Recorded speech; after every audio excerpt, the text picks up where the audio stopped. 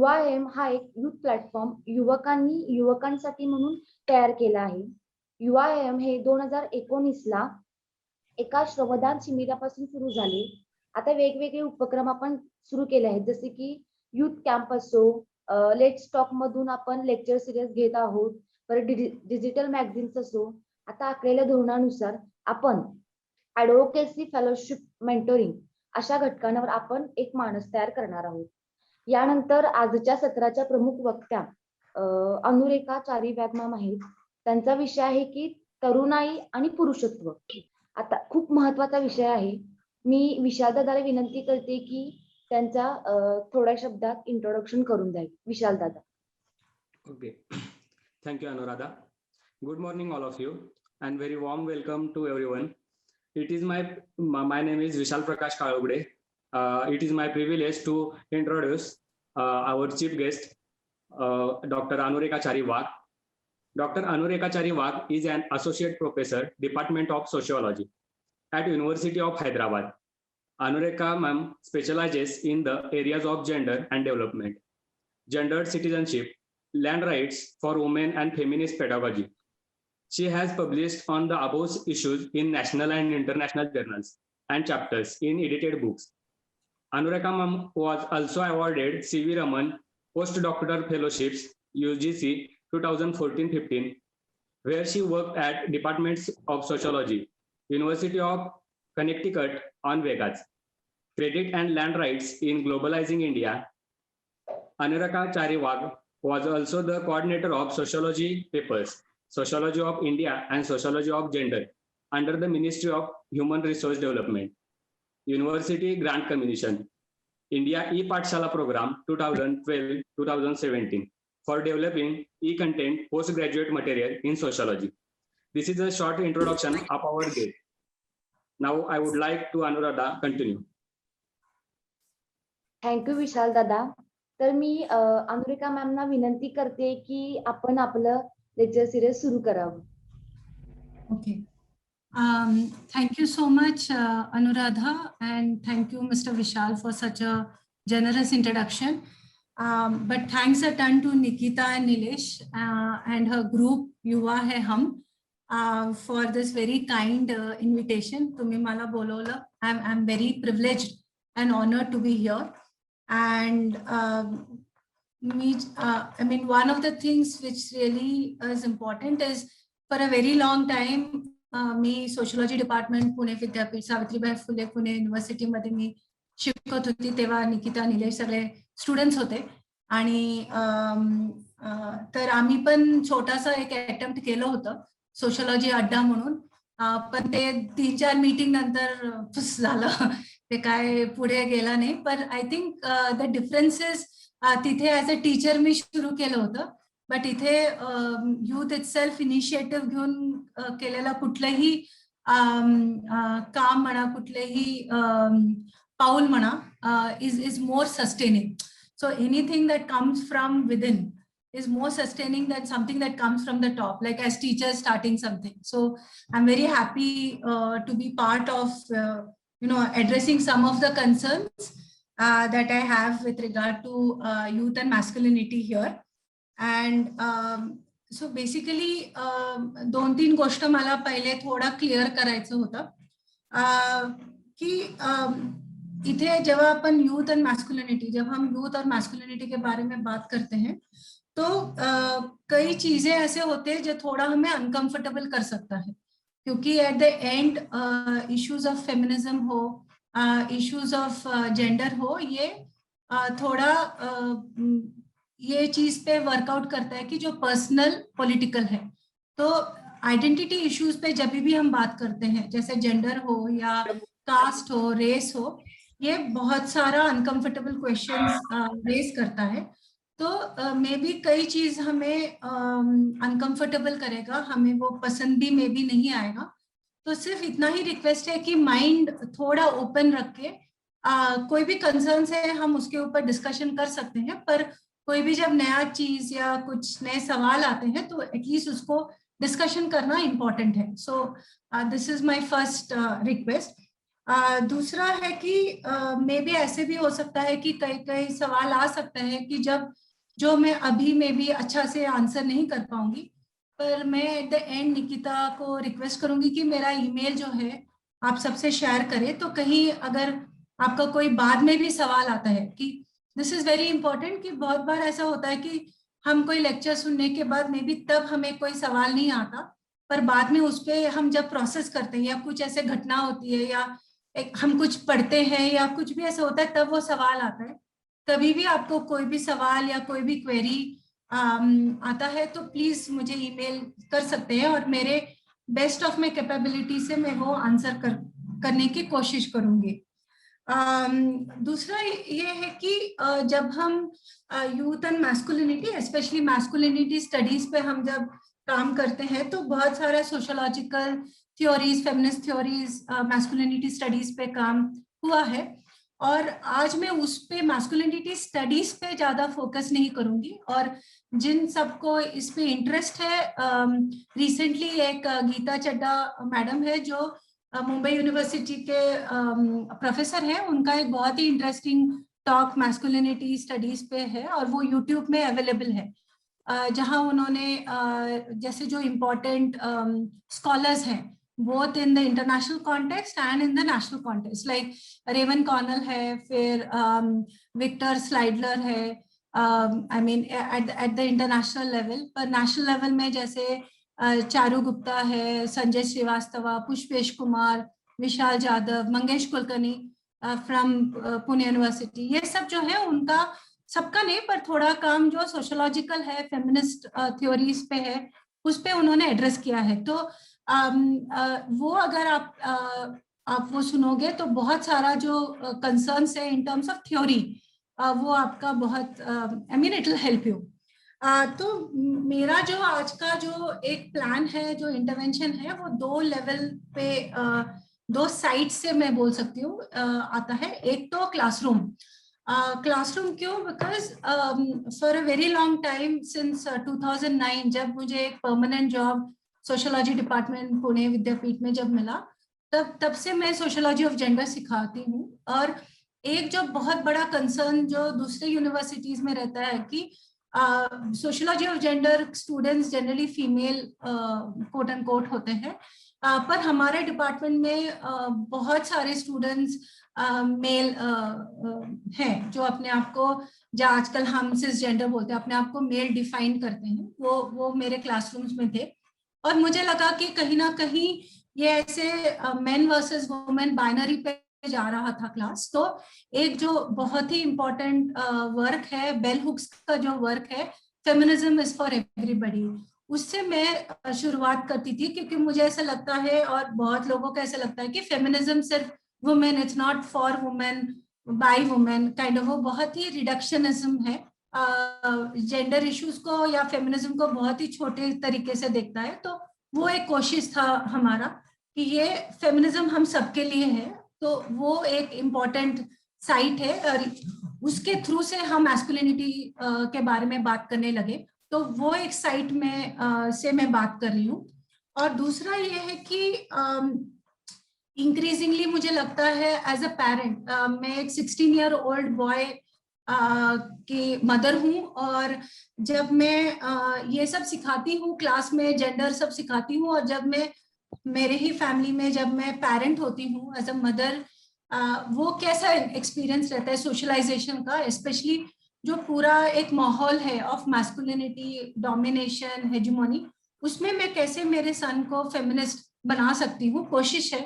Because at the end feminist बनना या masculinity को इंटरोगेशन करना अंदर से आना पड़ेगा, बाहर से कोई भी थोप नहीं सकता। सिर्फ एक जैसे एक रास्ता बता सकते हैं, पर at the end both for male and for female, और जो भी जेंडर्स हैं, और उसके बारे में भी हम बात करने वाले हैं कि हम बहुत ही अनफॉर्चुनेट है कि हम जेंडर को मेल फीमेल बाइनरी में ही देखते हैं, मैन वुमेन बाइनरी में देखते हैं, पर ये डाइवर्स है, तो उसके बारे में भी थोड़ा बात करेंगे। तो ये जो सोशलाइजेशन प्रोसेस है, जो सामाजिकरण है, जो हम फैमिली से शुरू करते हैं, और मुझे ऐसा लगता है कि फैमिली जो है वो सबसे महत्वपूर्ण वेरी वेरी इंपॉर्टेंट इंस्टीट्यूशन है, क्योंकि बहुत सारे चीजें जो है जो सही है गलत है पहले हमें थ्रू फैमिली मिलता है, और उनका जो family as a site family as experience बहुत ही कंट्रोल करता है हम पे,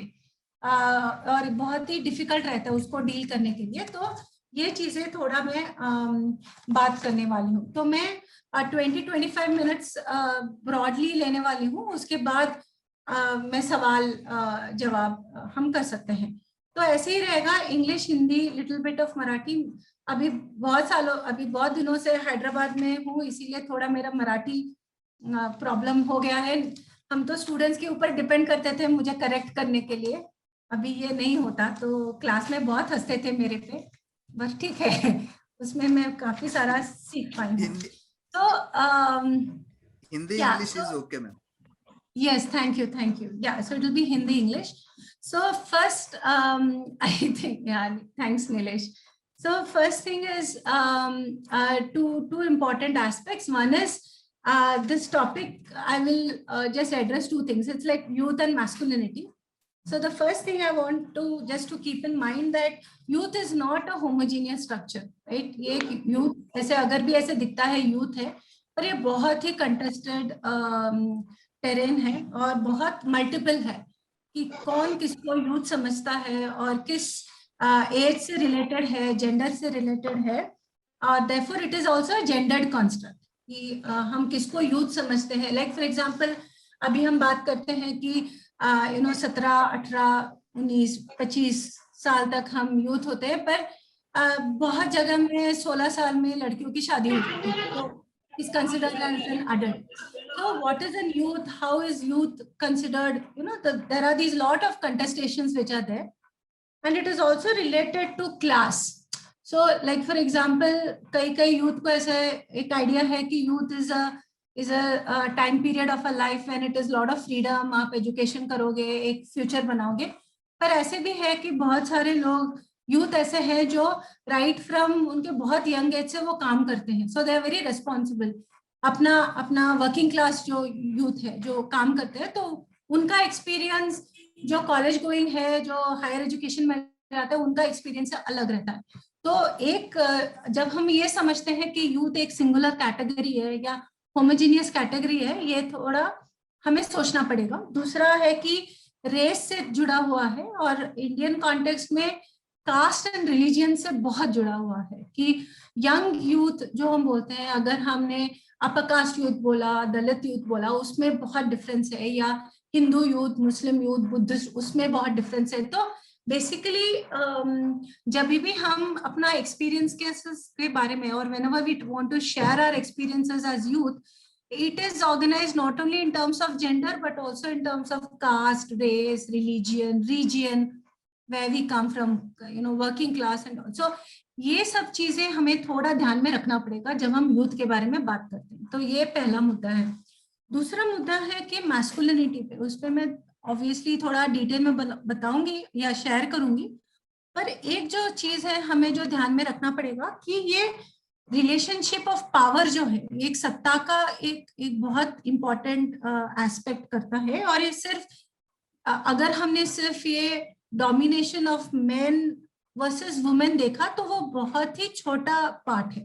सो it is just not about domination of main over women, but it is also a domination of individual over other individual, which also could be men or of different genders, है ना। तो सिर्फ ऐसे एक जेंडर नहीं है, पर men over different genders, और ये कलेक्टिवली भी हो सकता है कि यानी सिर्फ एक इंडिविजुअल दूसरे इंडिविजुअल को कंट्रोल करता है या डोमिनेट करता है, ऐसा नहीं, पर एक ग्रुप एक इंडिविजुअल को या एक ग्रुप दूसरे ग्रुप को, इसके जो इंटर रिलेशन है, इसके जो इंटरैक्शन है, उसमें भी हम देख सकते हैं। तीसरा जो है मैस्कुलिनिटी का जो बहुत ही इंपॉर्टेंट है कि वो हिस्टोरिकल है।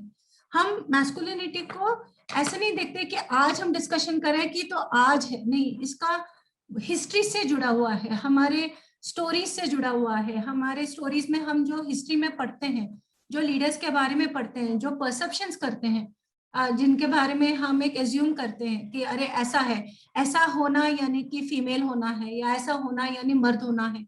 ये जो कॉन्सेप्ट है ये हिस्टोरिकली आया है, और इसको कॉलोनियलिज्म से जुड़ा है, इसको एंशिएंट हिस्ट्री से जुड़ा हुआ है, मिडिवल हिस्ट्री से जुड़ा हुआ है। तो हम एक दूसरे को किस हिसाब से इवैल्यूएट करते हैं, ये सब हिस्टोरिकली भी है, कैपिटलिज्म से भी जुड़ा हुआ है। तो इसके लिए हमें थोड़ा केयरफुल रहना पड़ेगा जब हम मैस्कुलिनिटी के बारे में बात करते हैं।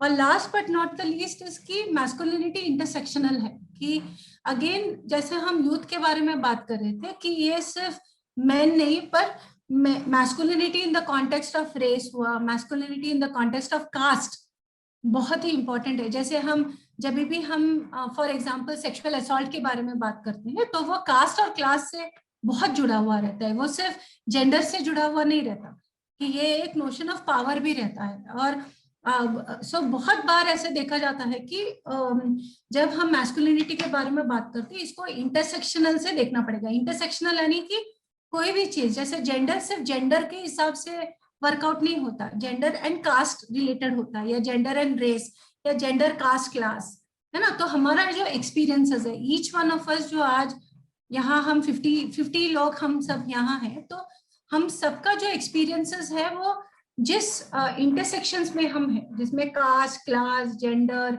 रीजियन, रिलीजियन, ये सब आता है उसमें, उससे हमारा एक्सपीरियंस बिल्डअप होता है। तो इसीलिए इसको हम इंटरसेक्शनल कहते हैं, कि हम सिर्फ, जैसे मैं सिर्फ एज ए वुमेन नहीं रिएक्ट करूंगी, मैं as an upper class women, upper caste women, है ना, ये सब मेरे बैगेज में है ना।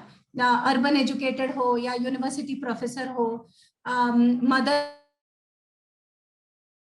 इसमें तो बहुत बार मुझे खुद के साथ कन्वर्सेशन करना पड़ता है, रिफ्लेक्सिव होना पड़ता है, कि मैं जो बोलती हूँ, मैं जो एंगेज करती हूँ, वो कैसा है, मैं कहाँ से बात करती हूँ। तो ये जो रिफ्लेक्सिविटी है, रिफ्लेक्सिविटी यानी अपने आप में एक इंटरोगेशन करना, या अपने आप को प्रश्न पूछना कि हम कौन हैं, हु एम आई।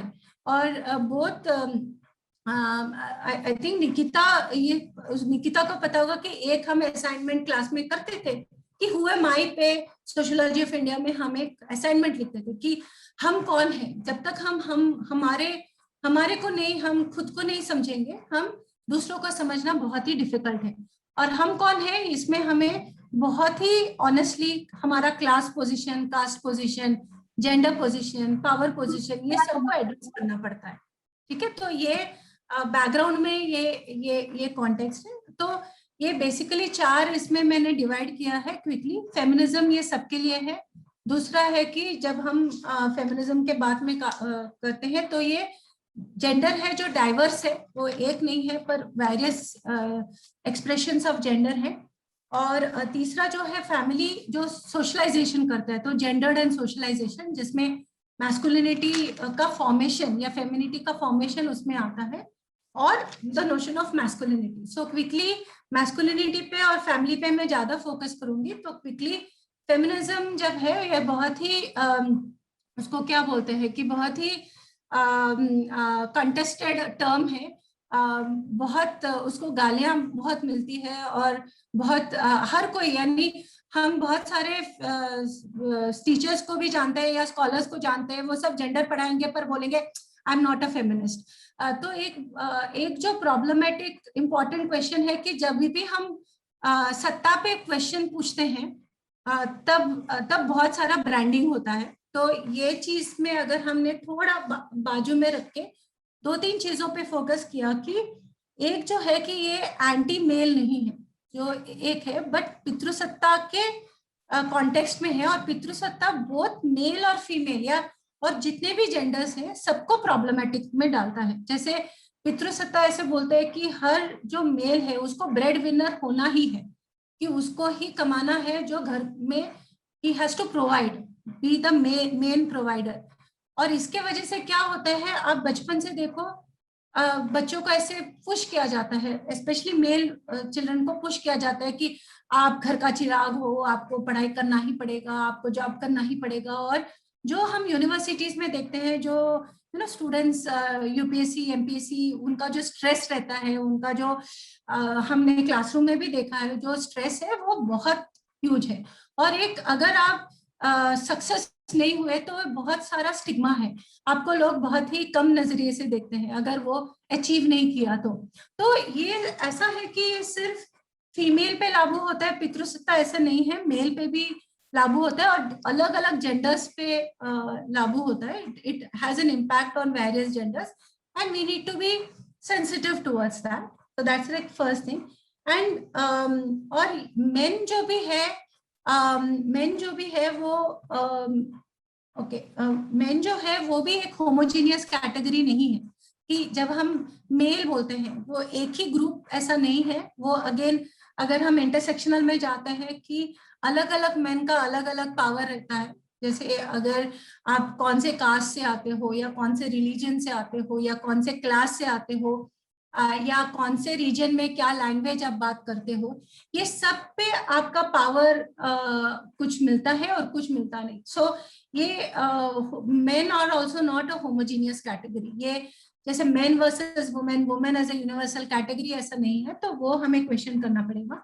और कहीं ना कहीं एक पितृसत्ता जो है या जो एक बिहेवियर पैटर्न है जो सिस्टमैटिक है, जो इंस्टीट्यूशनलाइज है, और पितृसत्ता किससे, through religion, through culture, through tradition, through institutions, इसको और स्ट्रॉन्ग किया जाता है। और इसीलिए उसको क्वेश्चन करना या उसको थोड़ा भी डिस्प्लेस करना बहुत ही डिफिकल्ट है। कुछ क्वेश्चन था? I heard a voice. Ma'am continue, may be interruption. Okay, no problem. So ये जो पितृसत्ता है वो भी क्या करता है कि एक कहीं ना कहीं मेन के ऊपर एक बहुत प्रेशर, जो मैंने इकोनॉमिक प्रेशर बोला, पर एक कल्चरल प्रेशर जो रहता है कि मेन को हर बार बोला जाता है कि आपको एग्रेसिव होना पड़ेगा, आपको वायलेंट होना पड़ेगा। अगर आप फॉर एग्जांपल अगर एक ग्रुप ऑफ बॉयज है कहीं तो खड़े हैं एक साथ, और अगर कोई लड़की क्रॉस की है तो अगर आप एक प्रेशर रहता है कि अगर हम कमेंट नहीं करेंगे या उसको हम कुछ नहीं बोलेंगे, तब कहीं ना कहीं वो पूरा पीयर प्रेशर रहता है कि नहीं ऐसा अगर हम नहीं किए तो हम we are not man enough, कि हम उतना मैन नहीं है।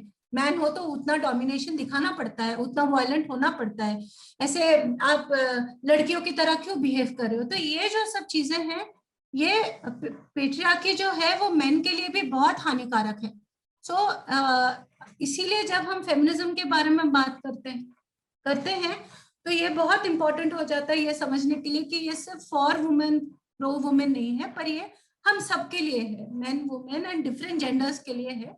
ये एक कोशिश है। और एक जो डर रहता है कि किसी को भी जो डर रहता है कि अगर मेन फेमिनिस्ट हो गए तो एक जो डर रहता है कि हाँ, अभी तक जो मेन के पास जो प्रिविलेज था, जो सत्ता था, जो एक वर्चस्व था, वो कहीं ना कहीं निकल जाता है।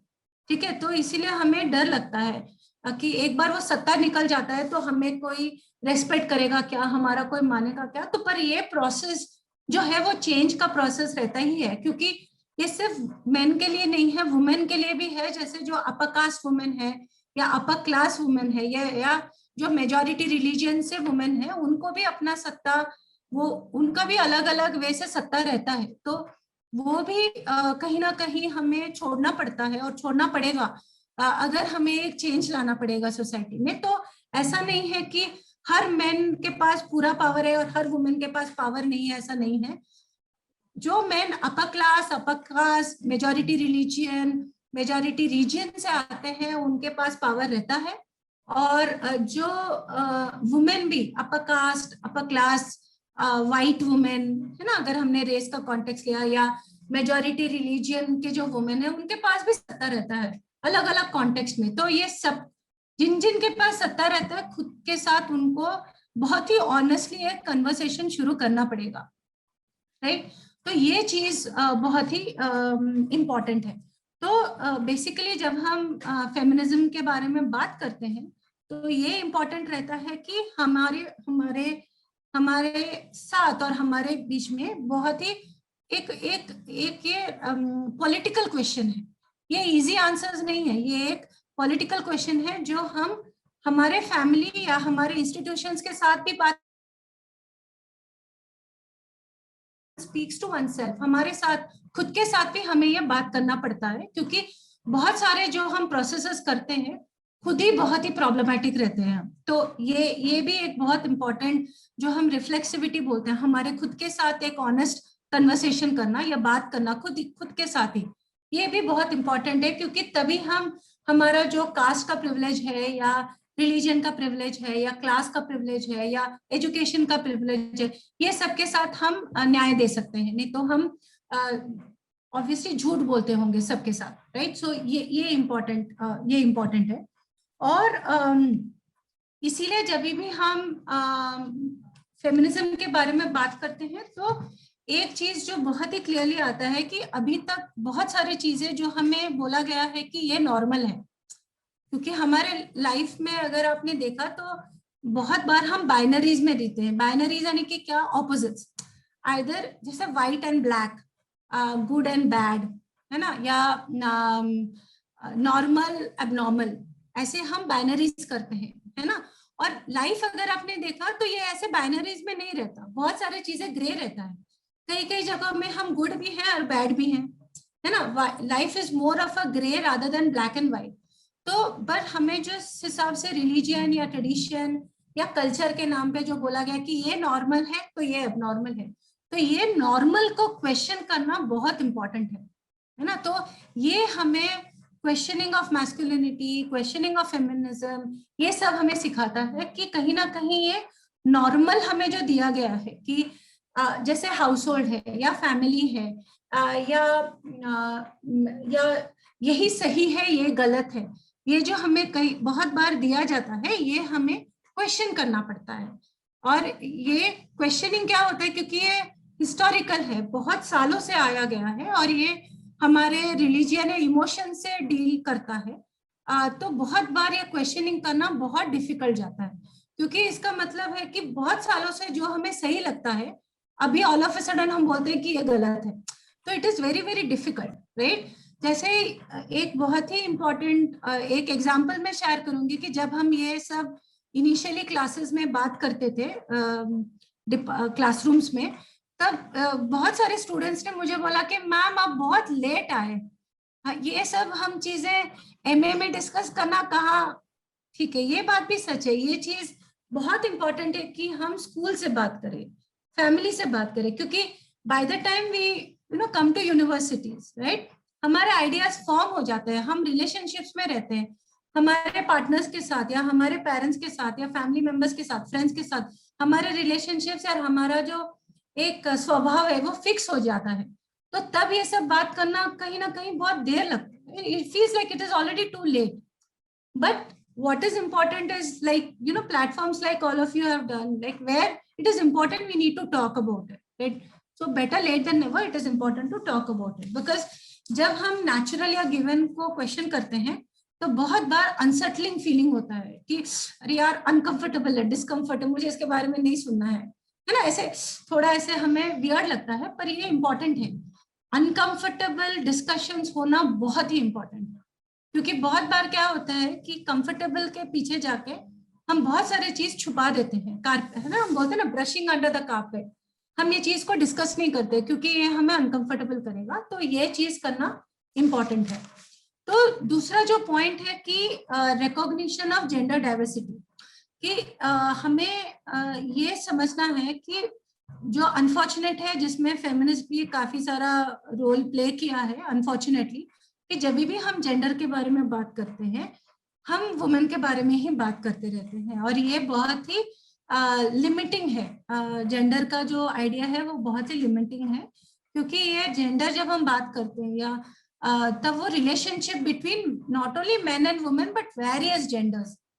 ओके, तो एक मैं आपको कभी भी अगर चांस मिला तो चायनिका शाह करके एक बहुत ही बड़ी एक्टिविस्ट है जो मुंबई से काम करती है, उनका एक बहुत सुंदर एक किताब है और लेख है जिसमें there are no outlaws in gender galaxy, यानी जेंडर का जो गैलेक्सी है कोई भी आउटलॉ नहीं। आउटलॉ एक इंग्लिश फ्रेज है जो ऐसे जो रूल के अंदर नहीं आता उसको आउटलॉ बोलते हैं, लॉ से बाहर है ऐसा।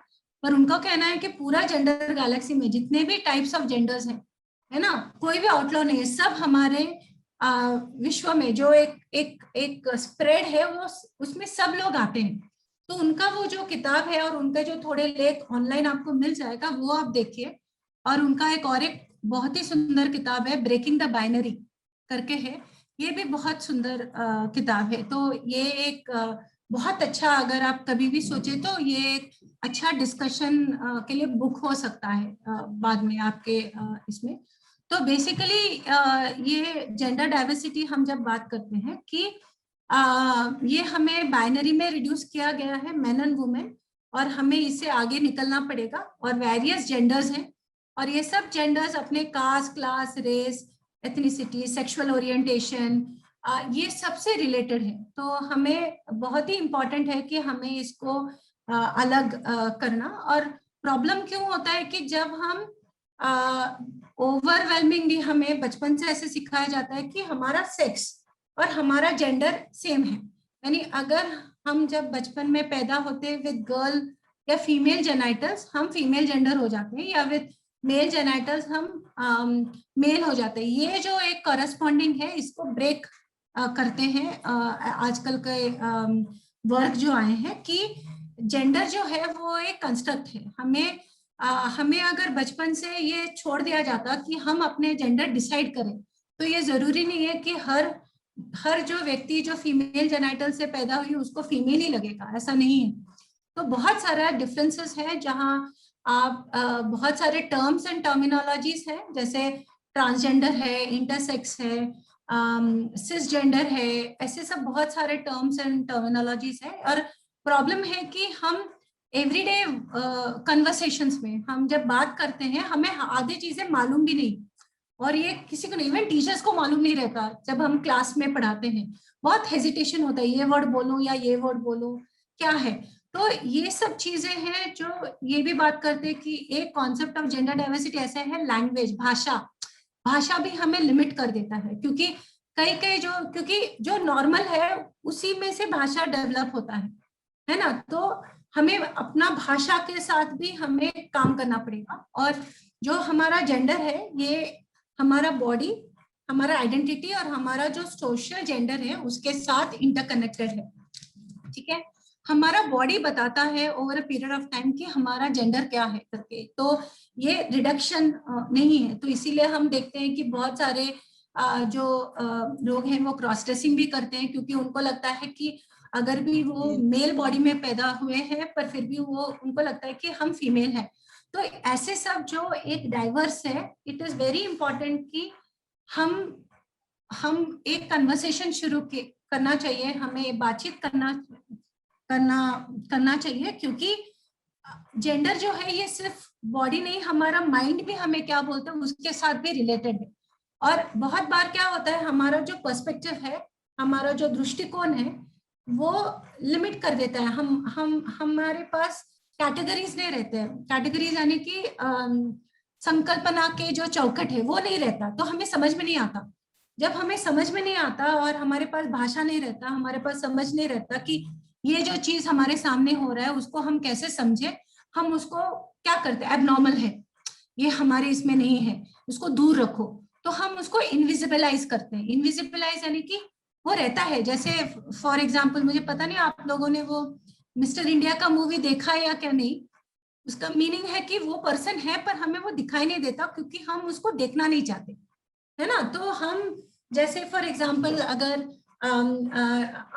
आप चलते समय ट्रांसजेंडर्स आपके सामने आए तो बहुत लोग ऐसे घबरा के वो बोलते हैं हमें इनसे बात ही नहीं करना है, पर ये एक बहुत ही लिमिटिंग पर्सपेक्टिव है। तो क्योंकि ये क्यों होता है, क्योंकि हमें कभी सिखाया नहीं गया, या मे बी हमें सीखना नहीं है कि ये सब लोग एक ही सोसाइटी के मेंबर्स हैं और हमें सबके साथ हैंडल करना पड़ेगा, हमें सबके साथ रहना पड़ेगा। और ये हम नहीं करते, हम उनको मार्जिन्स कर देते हैं, हम उसको इनविजिबलाइज करते हैं। ये प्रोसेस, इसका कॉन्सेप्ट ही ऐसा है, इनविजिबलाइज, यानी वो है पर हमें उनको देखना ही नहीं है, हमें उनको अलग रखना है, हमें उनको जो हमारा जो चौकट है, हमारा जो पैरामीटर्स है उसे हम अलग करते हैं। तो ये भी है क्योंकि ये फिर बाद में यूथ और मैस्कुलिनिटी या फेमिनिटी ये सब पे बहुत इम्पैक्ट करते हैं।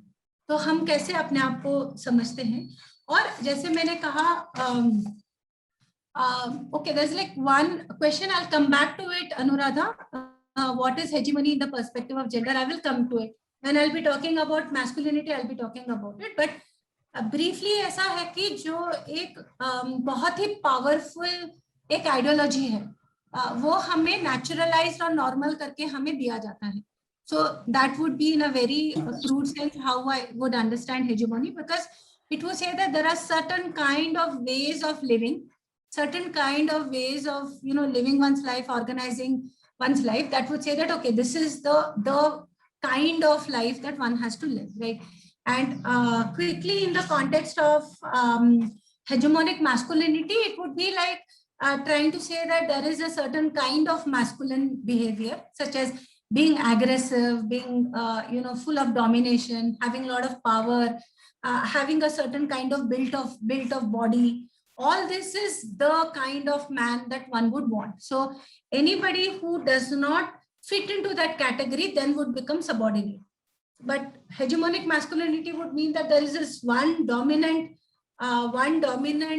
figure which is there. That is where everybody would want to be like, right?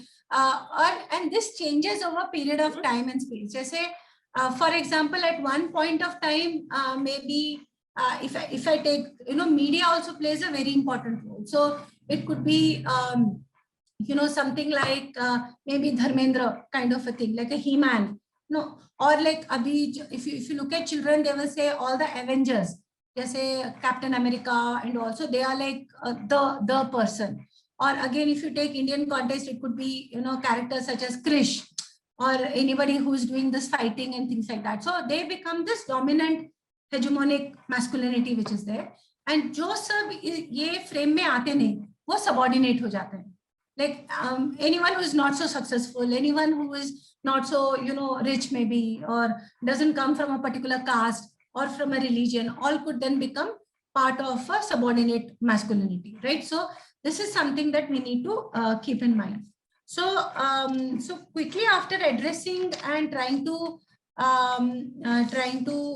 go to this whole thing that whenever we talk of gender, it is in connection with our body, our identity, and our social kind of a position, and that there is diversity. There are various terms and terminologies that would address us in terms of, so you have cisgender, intersex, and I've been sharing all these things.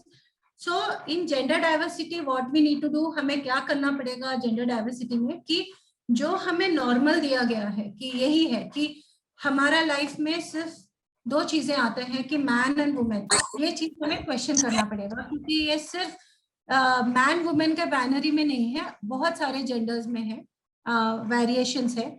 और question of power, यानी अगर हमें लगता है कि हम if we are born with male genitals and I consider myself to be a man, or I'm born with female genitals and I consider myself to be a female, ये हमें एक कहीं ना कहीं एक थोड़ा पावर देता है, क्योंकि हम जो सोसाइटी का सिस्टम है उसको हम एक्सेप्ट करते हैं. पर जब हम थोड़ा अलग सोचते हैं कि नहीं, कि मुझे सब बोल रहे हैं कि मैं वुमेन हूं पर मुझे अंदर से लगता है कि मैं मैन हूं, तो क्या होता है, तब सोसाइटी मुझे एक्सेप्ट नहीं करता. तो कहीं ना कहीं सत्ता का भी बहुत इंपॉर्टेंट रोल प्ले करता है. एंड सो ये एक बहुत इंपॉर्टेंट चीज है. और तीसरा जो है, क्योंकि हमारे पास ना फैमिली बात करता है, ना हमारे पीयर्स बात करते हैं, जैसे फ्रेंड्स बात नहीं करते, और सोसाइटी में भी कभी डिस्कशन नहीं होता, एजुकेशन इंस्टीट्यूशंस में हम बात नहीं करते हैं इसके बारे में, स्कूल से लेके यूनिवर्सिटीज तक एक साइलेंस रहता है, सब लोग चुप्पी रहता है कि हम बात नहीं करते इसके बारे में. तो हमारे पास ज्ञान नहीं रहता, हमारे पास भाषा नहीं रहता, हमारे पास कैटेगरीज नहीं रहता कि ऐसे सब जो भी डेवलपमेंट्स है उसको हम कैसे समझे. तो हम क्या करते हैं, रिजेक्ट करते हैं, नहीं तो हम उनको शेम करते हैं. शेम यानी कि हम उनको नीचा दिखाते हैं या अगर खुद एक्सपीरियंस करते हैं, खुद के साथ भी हमारे रिलेशनशिप बहुत ही प्रॉब्लमेटिक हो जाता है, हम खुद को एक्सेप्ट ही नहीं कर पाते, हम सोसाइटी से दूर भागते हैं और सोसाइटी हमें दूर भगाता है, और एक स्टिग्मा रहता है, एक जैसे कलंक जैसे हो जाता है कि अरे तुम एज कि तुम हो, तुम्हारा ये आइडेंटिटी है। तो बहुत लोगों को जो ये एक्सपीरियंस करते हैं उनको एक्सेप्ट करने में लोगों को परेशानी होती है, बहुत सारा एंजाइटी होता है, स्ट्रेस होता है, स्टूडेंट्स ग्रुप में बुलिंग होता है, हैरेसमेंट होता है, जैसे बहुत सारा जो एक्सपीरियंस है। और एक मैं एक्सपीरियंस बोलूंगी क्लासरूम में ही, अलग अलग क्लासरूम्स में स्टूडेंट्स जो हैं जो अपने आप को अलग देखते हैं, आइदर अपने आप को गे आइडेंटिफाई करते हैं या ट्रांसजेंडर आइडेंटिफाई करते हैं, ऐसे इजीली आके वो बताते नहीं, पर जब भी बताते हैं वो बोलते हैं कि हमें इतना चैलेंजेस रहता है, हॉस्टल में रहना चैलेंज हो जाता है, क्लासरूम में रहना चैलेंज हो जाता है, क्योंकि बहुत सारे डिमांड्स रहते हैं उनके ऊपर, इन द सेंस कि एक जो स्टूडेंट है वो बता रहा था कि जैसे उसने अपना जो आइडेंटिटी है किसी के साथ शेयर नहीं किया था, तो वो सब मेल ग्रुप में खड़े रहते हैं, तो उसको किसी लड़की पे कमेंट नहीं करना है, पर अगर वो कमेंट नहीं करेगा तो सबको एक में भी अंदाजा आ जाएगा कि ये मे बी गे, तो उसको वो कमेंट करना पड़ता है जस्ट टू शो कि मैं भी एक मेल हूँ, मेरा भी जो भी एक डिजायर है। तो ये सब बहुत ही, ये बुलिंग का फॉर्म है और ये बहुत ही वायलेंट फॉर्म है। ये जो स्ट्रक्चरल वायलेंस है, हमें इसको बहुत ही इम्पोर्टेंटली डील करना पड़ेगा, और इसमें सबसे इम्पोर्टेंट डील क्या है? एक्सेप्टेंस। हमें एक्सेप्ट करना पड़ेगा, और हमें जो नॉर्मल का जो परिभाषा है, the definition of normal has to be expanded. या you can't keep on going with this as normal, we have to expand that normal, so there's nothing as abnormal। हमें हमारा जो परिभाषा है, हमारा जो मीनिंग है, इसको हमें एक्सपैंड करना पड़ेगा, राइट? तो ये बहुत ही इंपॉर्टेंट हो जाता है। और देखिए, मैं ये नहीं बताती हूँ कि आज आपने पढ़ा या मैंने बता दिया और कल सब हो जाएगा, मैं ये नहीं बताती हूँ। मैं ये बोल रही हूँ कि हमें कहीं ना कहीं ये कन्वर्सेशन स्टार्ट करना पड़ेगा, ये नॉर्मल का परिभाषा बदलने के लिए। और ये बहुत ही चैलेंजिंग है, क्योंकि इतने सालों से जो हमें बताया गया है, बहुत सारी चीजें हमें अलग करता है, राइट? तो इसमें भी आप देखो, मैंने चैनिका शाह के बारे में बताया, और एक बहुत ही इंटरेस्टिंग वर्क है, केतकी रानाडे करके हैं, जो तिस मुंबई में बिलोंग करते हैं। उनका भी एक बहुत इंटरेस्टिंग बुक है जो रिसेंटली आया है, growing up gay in urban India. तो हम यानी for someone who has identified himself as gay to grow up with in the family, हम फैमिली को हर बार बहुत ही नेचुरल, स्वीट और जो पीसफुल, जो बहुत सपोर्टिव करता है, बहुत सारे फैमिलीज हैं जो बहुत सपोर्टिव है, पर क्या चैलेंजेस रहता है? एक जो चाइल्ड है जो अपने आप को अलग समझता है, तो क्या होता है ना? जैसे अभी मैं बोलूंगी मैं कितनी अच्छी मदर हूँ, मेरा लड़का है, पर अगर वो कल आके बोले कि माँ मैं गे हूँ, तो मेरा कैसे रिएक्शन रहेगा, है ना? तो मेरा जो प्रोफेशनल है और जो पर्सनल है उसमें क्या डिफरेंस रहेगा? तो ये सब चीजें हमें इम्पोर्टेंट है कि हम ये बात करें और हमें ऐसे डिस्कशन करें। और ये अनकंफर्टेबल होगा, ये कभी कभी हमें गुस्सा भी आएगा, कभी कभी डिस्गस्ट भी होगा, डिस्गस्ट यानी घिन, वो भी होगा, पर ये इम्पोर्टेंट है कि हमें वो एड्रेस करना चाहिए। तो अभी तक मैंने क्या किया, एक जो आर्गुमेंट मैं ट्राई कर रही थी कि फेमिनिज्म को रेड्यूसिंग टू वुमेन नहीं करना है, ये सबके लिए है। तो जहाँ बेल हुक्स का जो काम है, फेमिनिज्म इज फॉर एवरीबॉडी, ये बहुत ही इंपॉर्टेंट या इंटरेस्टिंग किताब है जो आप देख सकते हो। दूसरा है कि हमें देखना पड़ेगा कि जेंडर डाइवर्स है, उसमें अलग अलग नोशंस ऑफ जेंडर है, उसको कैसे एंगेज करना है, और देयर इज नो शेम, उसमें कोई शेम नहीं है, उसमें कोई स्टिग्मा नहीं है, हमें वो एक्सेप्ट करना है। और हमारा जो नॉर्मल का परिभाषा है उसको एक्सपैंड करना है। हमारा जो लैंग्वेज है, क्योंकि हमें अभी लैंग्वेज भी पता नहीं रहता है कि कैसे बात करें, उसको भी हमें एड्रेस करना है। और तीसरा ऐसा है कि उसमें भी मैंने चैनिका शाह, केतकी रानाडे के बारे में बात किया, वो आप देखिए, बहुत ही इंटरेस्टिंग वर्क है उनका। और एक बात है कि ये सब में इम्पॉर्टेंट है कि खुद के साथ जो कन्वर्सेशन है, खुद के साथ हम जब बात करते हैं, ये बहुत इंपॉर्टेंट है। तो हम हर बार नहीं कर सकते कि अरे ऐसा ही हुआ, पर we need to talk to ourselves, because हमारे पास भी काफी सारा प्रिविलेज है, काफी सारा पावर है, तो उसके साथ बात करना बहुत ही इंपॉर्टेंट है। सो क्विकली ये करने के बाद जो मेरा तीसरा मुद्दा है, जो बहुत ही इंपॉर्टेंट मुद्दा है, वो है फैमिली के साथ सामाजिकरण या सोशलाइजेशन, जो हम जेंडर्ड सोशलाइजेशन बोलते हैं।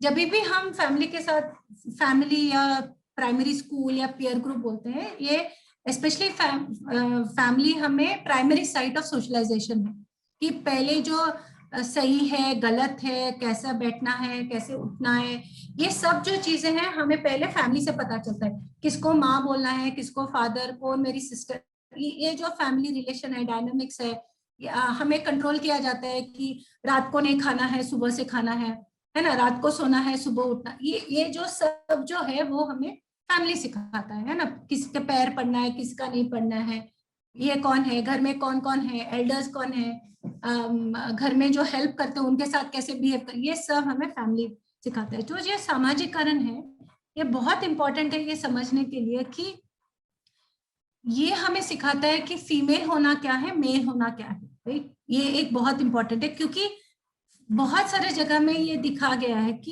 ये दो जेंडर छोड़ के, मेल और फीमेल, मैन और वुमेन, फैमिली कोई और जेंडर को एक्सेप्ट ही नहीं करता है ना। तो अगर कभी भी ऐसा लगता है कि ये कोई अलग जेंडर से है तो फैमिली से बाहर निकाल दिया जाता है। तो इसीलिए जनरली हमें एज अ वुमेन कैसे बिहेव करना है, एज अ मैन कैसे बिहेव करना है, ये एक इम्पॉर्टेंट है। जैसे मेरे स्टूडेंट्स, पता नहीं उन्होंने कभी ऑब्जर्व किया या नहीं, पर मैं जब चलती हूँ, मैं बहुत ही सब बोलते हैं मैं मैस्कुलिन वे से चलती हूँ, कि मेरा जो पैर है I put it like this, right. So बचपन से माय ब्रदर, मेरे पिताजी का तो इतना नहीं था, पर मैं ब्रदर ऑलवेज, जब भी वो हॉस्टल से आता था, वो मेरे सर पे वो बड़े बड़े जो डिक्शनरी के किताब है वो रखता था और बोलता था कि एक पैर आगे ऐसे रखो। उसने बहुत कोशिश की पर मेरे से कभी हुआ ही नहीं। तो मैं अभी भी काफी मैस्कुलिन वे से चलती हूँ, ऐसे है। तो ये जो कैसे चलना चाहिए, लड़कियों को कैसे चलना चाहिए, लड़कों को कैसे चलना चाहिए, या क्या स्पोर्ट्स लेना है, क्या नहीं लेना है। लाइक बचपन में अगर लड़कियां बोलती है कि बैंगन नहीं खाना है, तो लगे घर में ऐसे बोलते हैं कि जब ससुराल जाएगी ऐसे नहीं कर सकती, बैंगन खाना ही पड़ेगा, या करेला, लाइक स्मॉल थिंग्स। बट इसके पीछे क्या रहता है कि बहुत ही स्ट्रॉन्ग आइडियोलॉजी डेवलप होता है। जैसे अगर लड़के गिरते हैं तो बोलते हैं कि अरे अगर रोता है वो, तो बोलते हैं बचपन में रोने से ठीक है, पर ऐसे 7, 8, 9 ईयर्स जब होते हैं तब रोने लगता है लड़का, तो बोलते हैं अरे लड़की की तरह मत रो, तू क्या लड़की है क्या, तुझे लड़की बनना है क्या, है ना। कोई भी चीज हैंडल करो, अरे तू अंधेरा से डरता है, तू लड़की है क्या। तो ये क्या होता है, बचपन से उनको सिखाया जाता है, मेल को फीमेल को, कि आपको आपका जो एक्सेप्टेड बिहेवियर है वो कैसा रहना चाहिए। बचपन से सिखाया जाता है कि लड़कों को कैसे एग्रेसिव होना है, कॉन्फिडेंट होना है, एफिशिएंट होना है। लड़कियों को सिखाया जाता है सैक्रिफाइस सिखाया जाता है, नर्चरिंग सिखाया जाता है, केयर सिखाया जाता है। तो ये जो है ये बहुत ही बचपन में हमें लगता है कि बहुत ही इजी है कि लड़कों के लिए गिफ्ट हम कार लाते हैं, बंदूक लाते हैं, लड़कों के लिए, लड़कियों के लिए वो किचन का सेट या डॉल्स लाते हैं।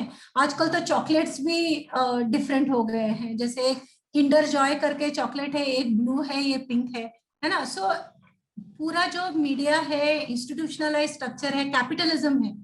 जैसे आप मॉल्स में जाओगे तो आप देखोगे अगर लड़कियों के कपड़े का सेक्शन है वो पिंक, डोमिनेंटली पिंक कलर रहता है, लड़कों के तरफ गए तो डोमिनेंटली ब्लू रहता है। तो क्या होता है कि capitalism, institutionalise structures, media, readings, हमें जो दिया जाता है पढ़ने के लिए कि हिस्टोरिकली फिगर्स क्या है, हम किसके बारे में पढ़ते हैं, कौन हमारे, और and the most important our parents, our mother and our father. लड़कियां देखती है मदर कैसे बिहेव करता है, लड़के देखते हैं फादर कैसे बिहेव करते हैं। तो ये जो डोमिनेंट ट्रेंड्स है वो रिप्रोड्यूस होता रहता है। तो जब तक हमें लगता है कि हम, जैसे लड़कों को लगता है कि जब तक हम कंट्रोल नहीं करेंगे या जब तक हम प्रोटेक्ट नहीं करेंगे, है ना। तो फॉर एग्जाम्पल इवन राखी, जो हम बहुत सारे रिलीजन में एक फेस्टिवल भी है, जो brother protecting and the sister, ये जो प्रोटेक्शन है ये इन इटसेल्फ बहुत ही सुंदर आइडिया है। When it is like sister के पीछे ब्रदर एकदम ठामपणे उभा है, till that it is very good. पर जब वो कंट्रोल में जाता है कि तुम्हारे ऑनर पे हम कंट्रोल करते हैं, इज्जत कंट्रोल करते हैं, तुम किसके साथ बात करते हो कंट्रोल करते हैं, किसके साथ तुम शादी करोगे कंट्रोल करते हैं। और ये मेल के साथ भी वही होता है कि वो किसके साथ शादी कर सकता है।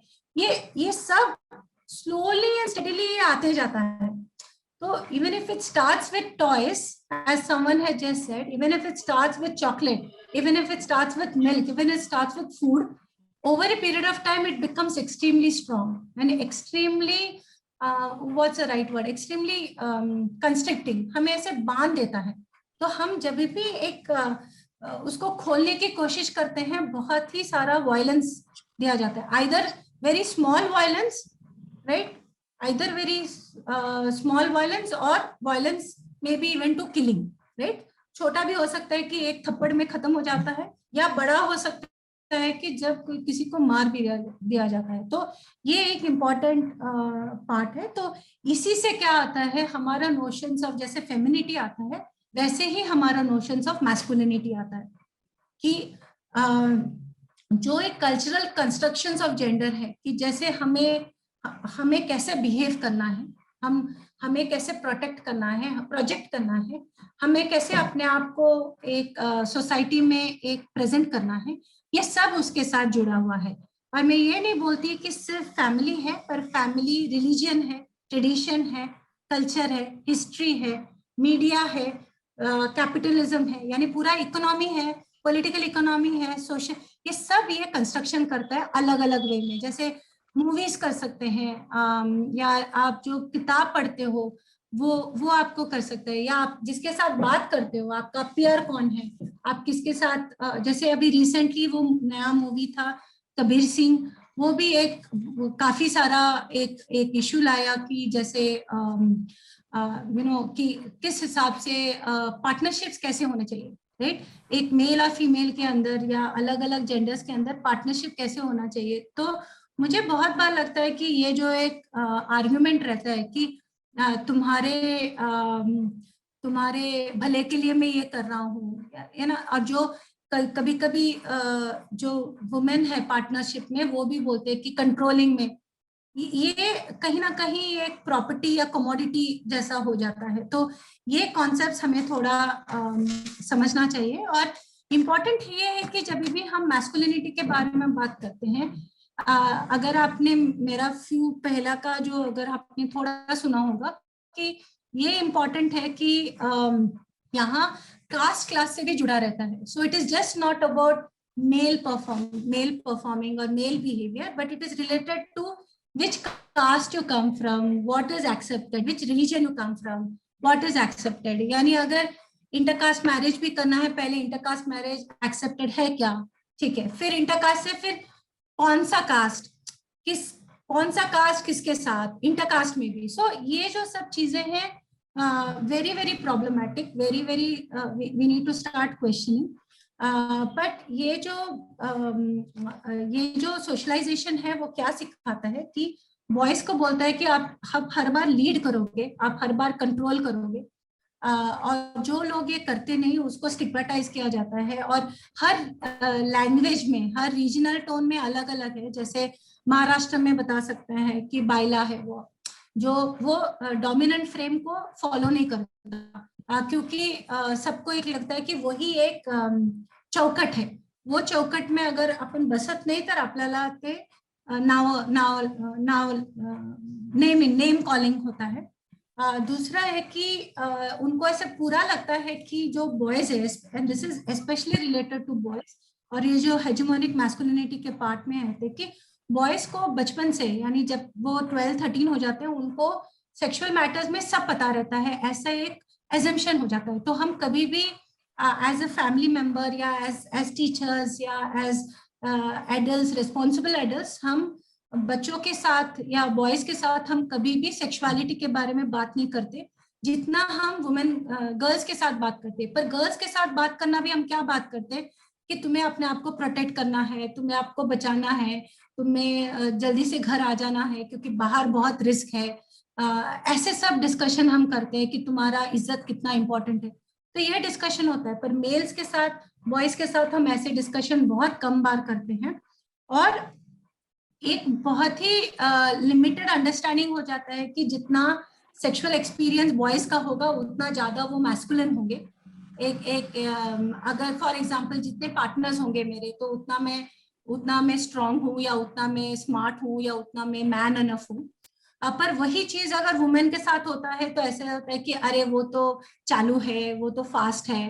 तो ऐसे, तो ये दोनों के लिए अलग अलग सेम चीज अलग अलग परिभाषा देता है, ये हमें चाहिए। और बेसिकली क्या नहीं सिखाता है, अकाउंटेबिलिटी नहीं सिखाता कि अगर आप रिलेशनशिप में हो तो दोनों का क्या रिस्पॉन्सिबिलिटी है, दोनों का क्या अकाउंटेबिलिटी है, ये हम नहीं सिखाते। तो बहुत बार क्या होता है, specially over a period of time, और आजकल जब बहुत ही इजीली इमेजेस कैप्चर हो सकते हैं, तो आप बहुत सारे आजकल देखते हो कि जब बोलते हैं कि जैसे इंटीमेट रिलेशनशिप्स ऑर्गेनाइज होते हैं तो उसमें फोटोग्राफ्स का भी एक डर रहता है, उसका एक गलत इस्तेमाल का एक डर रहता है। तो ये सब चीजें कब होगा, कब उसको हम कंट्रोल कर सकते हैं या उसका एक लिमिट ला सकते हैं, कि जब हम सबके साथ, बॉयज गर्ल्स अलग अलग जेंडर के साथ बात करें इसके बारे में कि आप जब रिलेशनशिप में हो, अगर वो कंटिन्यू होता है ग्रेट, अगर नहीं होता है तो आपका अकाउंटेबिलिटी क्या है वो रिलेशनशिप में, आप पार्टनर्स कैसे बन सकते हो। ये पार्टनरशिप का हम बात नहीं करते, तो ये एक बहुत ही इंपॉर्टेंट ये रहता है। और एक बहुत बड़ा एक जो एवरीडे लाइफ में आता है वो है मन, प्रवर्ब्स से भी हम ये बहुत ही नॉर्मलाइज करते हैं, कास्ट आइडेंटिटीज नॉर्मलाइज करते हैं, रिलीजियस आइडेंटिटीज नॉर्मलाइज करते हैं। हम जिस हिसाब से ड्रेस करते हैं या कपड़े पहनते हैं, ये सब पे जैसे फॉर एग्जांपल जीन्स जो है, कहीं ना कहीं वो ऑलमोस्ट जेंडरलेस हो गया है कि कोई भी पहन सकता है। पर अगर साड़ी देखा जाए या स्कर्ट देखा जाए तो वो बहुत ही जेंडर्ड है। तो ये सबसे एक क्रिएट होता है। तो जब हम इसी हिसाब से जब हम मैस्कुलिनिटी के बारे में बात करते हैं कि ये मैस्कुलिनिटी जो है, जो मैनहुड है, वो नेचुरली नहीं दिया गया है, हमें उसको अचीव करना पड़ता है, हमें उसको परफॉर्म करना पड़ता है, हमें दिखाना पड़ता है कि हम कितने मैस्कुलिन हैं। आइदर हम कैसे हो सकता है, एक तो कंट्रोल करके हो सकता है, एक तो डोमिनेशन, यानी जो मैरिड है उनको बोलते हैं कि अगर आप अपने वुमेन को या वाइफ को या डॉटर्स को या सिस्टर्स को अगर आप कंट्रोल नहीं कर सकते, आप कहाँ के मैन हो। तो ये जो notion of masculinity control, power, domination से है, उसके बारे में है। या और ये जो है वो हमें कमाना पड़ता है, तो जैसे बॉडी बना के कमाना पड़ता है या कुछ बिहेवियर दिखा के कमाना पड़ता है। तो हम जब हेजेमोनिक मैस्कुलिनिटी के बारे में बात करते हैं कि 4 और या 5 जो एक फीचर्स है, एक तो एग्रेशन एक बहुत कि फॉर एग्जाम्पल अगर लड़की सुनती नहीं, एक जोर से थप्पड़ मारो, फिर उसको लगेगा कि वाह कितना पावर है ना। तो एग्रेशन एक बहुत इंपॉर्टेंट फीचर है मैस्कुलिनिटी दिखाने का और मैस्कुलिनिटी। और इसीलिए क्या होता है, अगर हम पहले पॉइंट को जाएंगे तो ये मेल्स के लिए भी बहुत प्रॉब्लमेटिक है, क्योंकि सब ऐसे नहीं है कि मेल्स को वायलेंट होना अच्छा लगता है या बचपन से उनको लगता है कि चलो मैं वायलेंट हूँ, ऐसा नहीं। क्योंकि पर उनके सामने जो एक पैरामीटर है कि मेल बनना यानी एक वायलेंट, यानी कंट्रोल करना, नहीं तो आप मेल नहीं हो, ये जो है ये प्रॉब्लमेटिक है, ये हेजेमोनिक है, ये टॉक्सिक है। टफ बनना, मस्कुलर बनना, इमोशनल नहीं दिखाना, इमोशन नहीं दिखाना। जैसे अगर कुछ प्रॉब्लम होता है, लड़कियां आराम से रो सकती हैं, एक वेंट आउट होता है ना, प्रॉब्लम है, रो दिया, खत्म हुआ, आगे निकलो। पर मेन वो निकाल नहीं पाते, और बहुत बार ऐसे दिखा जाता है स्पोर्ट्स, स्पेशली एग्रेसिव स्पोर्ट्स में वो निकालते हैं, जो एंगर है, फ्रस्ट्रेशन है, इमोशन है। तो ये भी प्रॉब्लमेटिक है। इंडिपेंडेंट होना, किसी पे डिपेंडेंट नहीं रहना, या एफिशिएंट होना, डोमिनेट करना, और ये सब जो है, जो हेजेमोनिक मैस्कुलिनिटी या जो एग्रेशन है, ये नॉर्मलाइज किया जाता है। कि जैसे आप अगर न्यूज़पेपर पढ़ते होगे या कहीं भी डिस्कशन देखा जाएगा, तो कहीं भी आप देखोगे कि अगर सेक्सुअल असॉल्ट हुआ या कोई रेप ऐसे कुछ भी हुआ तो ऐसे बताया जाता है कि अरे लड़की क्यों गई, लड़के तो लड़के ही होंगे। तो ये जो सेंस ऑफ रिस्पॉन्सिबिलिटी है ये हम सिखाते ही नहीं बच्चों को।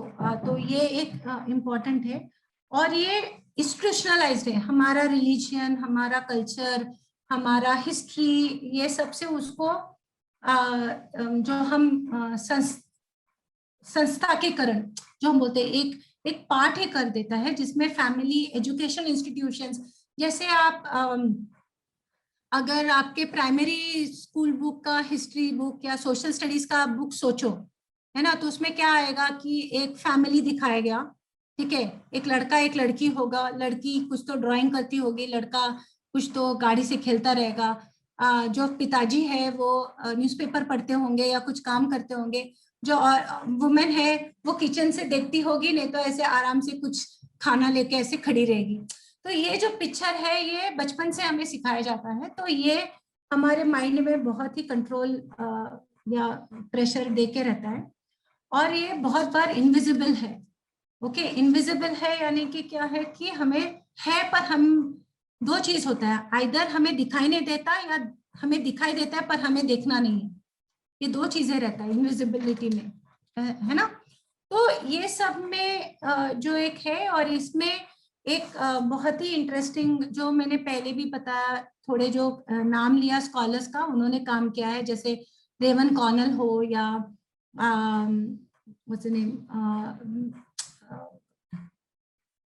रेवन कॉर्नल है, फिर संजय श्रीवास्तव, पुष्पेश कुमार, ये सबका मैंने नाम लिया है पहले। और जैसे एक बहुत इंपॉर्टेंट इंस्टीट्यूशन है कॉल्ड मावा, which is main against violence and abuse. उनका भी आप काम देखो, बहुत ही सुंदर काम करते हैं वो, क्योंकि वो डील करते हैं कि कैसे आप एंगेज करो अपनी मैस्कुलिनिटी को। तो जो मैस्कुलिनिटी जो एक पावर से दिखाई देता है या डोमिनेशन से दिखाई देता है, वो मैस्कुलिनिटी सपोर्टिव प्रैक्टिसेस से दिखाई देगा क्या कि so as a brother, as a father, as a husband, as a friend, I think for many men and women and of different genders, friendship जो है वो बहुत ही important asset है। तो as friends कैसे एक दूसरे को हम कैसे सपोर्ट कर सकते हैं, as a group आप एक दूसरे को कैसे सपोर्ट कर सकते हैं, उस पर थोड़ा काम हुआ है। और अच्छा काम मैस्कुलिनिटी पे आप देख सकते हो कि ICRW, international centre for research on women, ने भी वेरियस रीजन्स के ऊपर मैस्कुलिनिटी पे काम किया है, वो भी आपको ऑनलाइन मिल जाएगा। और या सो राधिका चोपड़ा करके हैं, उनका एक अलग एक आइडिया है कॉल्ड रिफ्रेमिंग मैस्कुलिनिटीज, कि हम मैस्कुलिनिटी का परिभाषा बदल सकते हैं क्या, उनको सपोर्टिव प्रैक्टिसेस में देख सकते हैं क्या, कि एज सपोर्टिव, सो दैट जब हम देखते हैं कि अगेंस्ट वायलेंस जब एक मूवमेंट होता है तो सिर्फ वुमेन नहीं रहते, मेन भी बहुत रहते हैं। तो how can we bring men into the movement, how can men become themselves supportive partners for change, because change is good for all genders, not necessarily women, not necessarily men, right? तो basically जब हम youth के साथ और masculinity के साथ connect जब करना चाहते हैं, तो ये इम्पोर्टेंट रहता है कि हम यूथ को भी इंटरसेक्शनली देखें, कि caste, class, age, gender, religion, region, nation, उस पर भी हम देखें, और मैस्कुलिनिटी को भी इसी हिसाब से देखें। और ये मैस्कुलिनिटी का जो कंस्ट्रक्ट है वो over a period of time change होते रहता है, एक नहीं रहता। जैसे 50s में कुछ रहेगा, 60s में रहेगा, 70s में कुछ रहेगा, अभी का कुछ अलग है।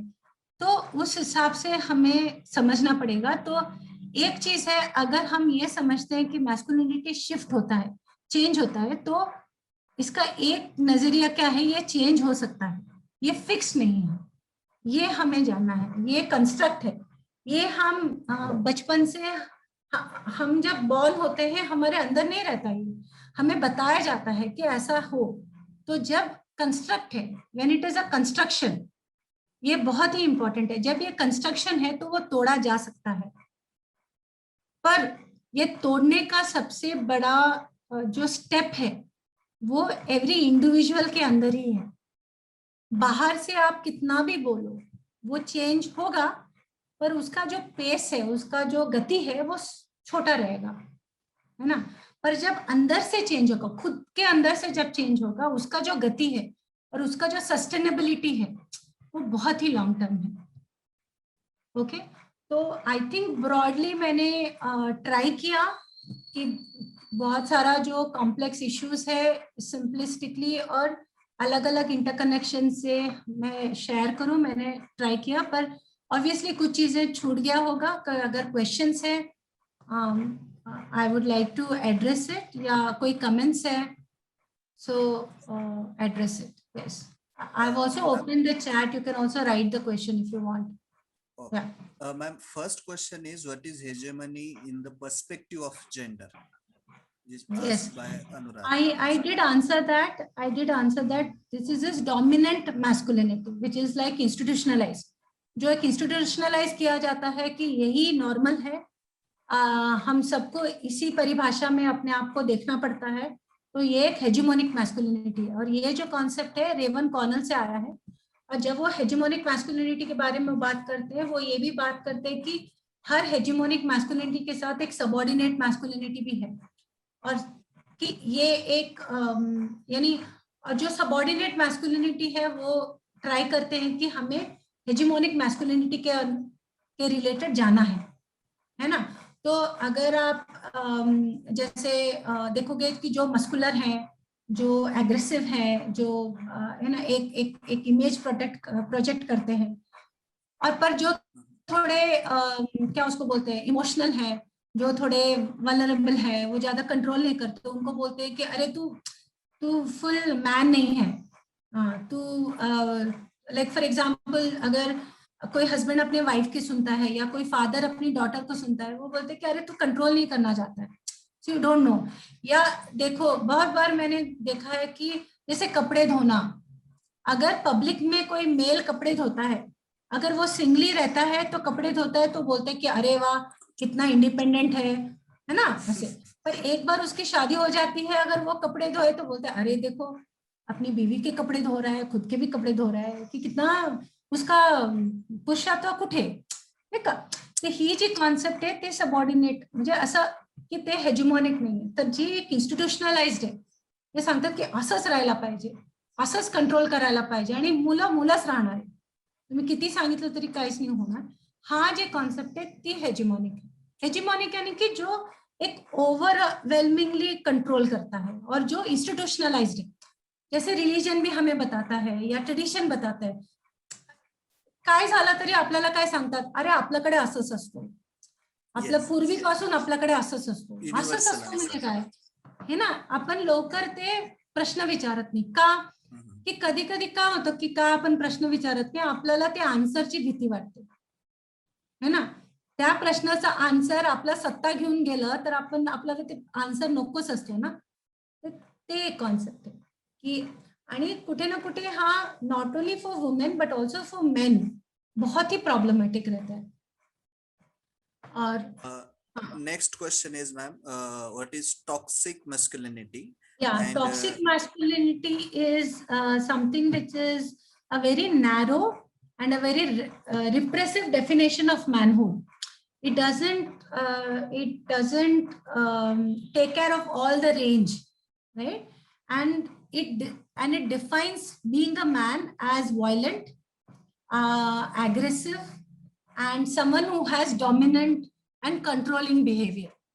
आणि त्या मॅस्क्युलिनिटीला आपण नॅचरल आणि ऍक्सेप्ट केलं तर ती एक टॉक्सिक नोशन ऑफ मॅस्क्युलिनिटी असते. ठीक आहे. So why toxic? Because it spoils everything है ना. Any relationship if a man is like that, it spoils a relationship. So it is very violent is also have told. It's like म्हणजे poisonous असतो, toxic poisonous. कुठल्याही रिलेशनशिपला एकदम जसं म्हणजे अगोदर पण म्हणजे आता पण असं जेव्हा खूप म्हणजे आपण युनिव्हर्सिटीमध्ये आहोत म्हणून भरपूर स्टुडंट्स जे रिलेशनशिप मध्ये असतात ते येऊन बोलतात नाही का टीचरशी की मॅडम असं झालं हे झालं, हे बघा असं कसतोय तो, असं पहिले असं बोलत होता आता असं बोलतो, असं भरपूर अशी येतात माझ्याशी बोलायला पहिले आणि आता पण. तर एक गोष्ट आहे की जेव्हा पण रिलेशनशिप कंट्रोल मध्ये जातो ना, की पहिलेच ते जीन्स मध्ये आवडणारी मुलगी आता म्हणतात की आता तुम्ही जीन्स नको घाला, सलवार कमीजच घाला वगैरे, तेव्हा जे एकच शिफ्ट होतो म्हणजे, आणि असं सांगतात की तू छान दिसते सलवार कमीज मध्ये, म्हणजे असं नाही की मी म्हणत नाही की तू जीन्स नको घालू, पण सलवार कमीज मध्ये तू जास्त छान दिसते. माझं म्हणणं आहे की हे आलं रिलेशनशिप मध्ये, you have to rethink, because आज हा सलवार कमीज मधलं होऊ शकतो, पुढे काही पण होऊ शकतो, because you have to accept a person the way the person is, है ना. So and the choice should come from the person themselves. So that's like one, which is like toxic masculinity, which is like controlling. आणि जेव्हा पण आपण controlling करतो, आपण सांगतो की मग तुझ्या चांगल्यासाठी, I do it for your good. Even the girls तुझ्या चांगल्यासाठी सांगते, ती मुलीशी बोलू नको. It's because it comes with position, property, and it is very difficult to accept, because आपण जेंडरला खूप सेक्शुअलाइज केलंय. तर जेव्हा पण मुलं मुली असणार है ना, आपण दरवेळेला ते रिलेशनशिप सेक्शुअलाइज करूनच पाहतोय, आणि ते प्रॉब्लेमॅटिक आहे. आणि आपल्याकडे तर मूवीज आहे असं सांगतात की लडका लडकी दोस्त नाही बन सकते, ते पूर्ण जनरेशनला खराब करून टाकलंय त्याची मूवीज, राईट. अशी सगळ्या संकल्पना माझं म्हणणं.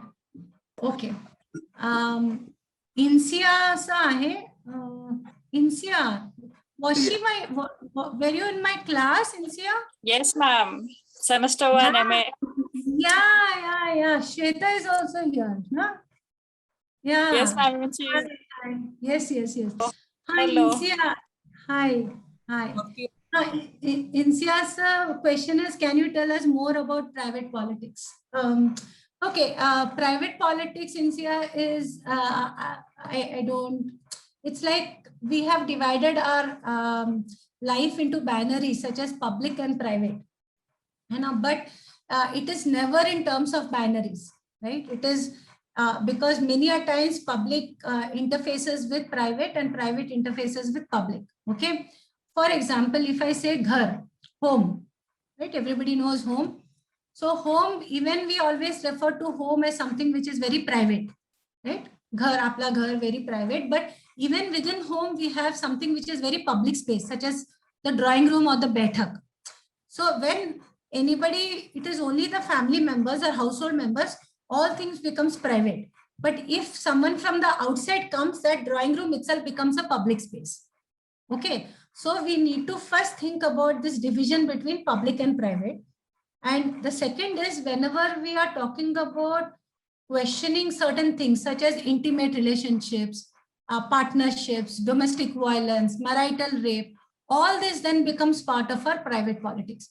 Relationship between a mother and a son, relationship between father-daughter, mother-in-law, daughter-in-law, all things then becomes part of our private politics, especially relating to intimate relationships, you know, with partners, with friends, right? So anything which becomes a site of violence, which becomes, and we want to show the world, or we want to question it, ki asa ka hai, ka bar asa hoto माझ्याशी, है ना? So all this then become part of our private politics, especially when it is part of our intimate relationships.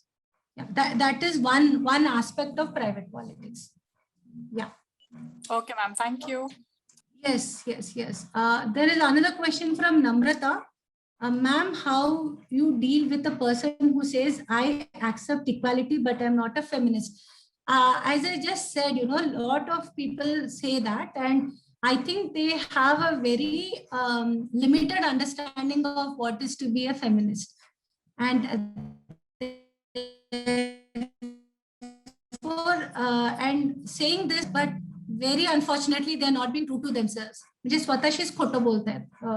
I would think this is what it is, because to accept equality but saying that I'm not a feminist is problematic. But we also need to understand that when you say I'm a feminist, are you being intersectional or not? Like I say that I'm feminist, but I do casteist politics, then it is problematic.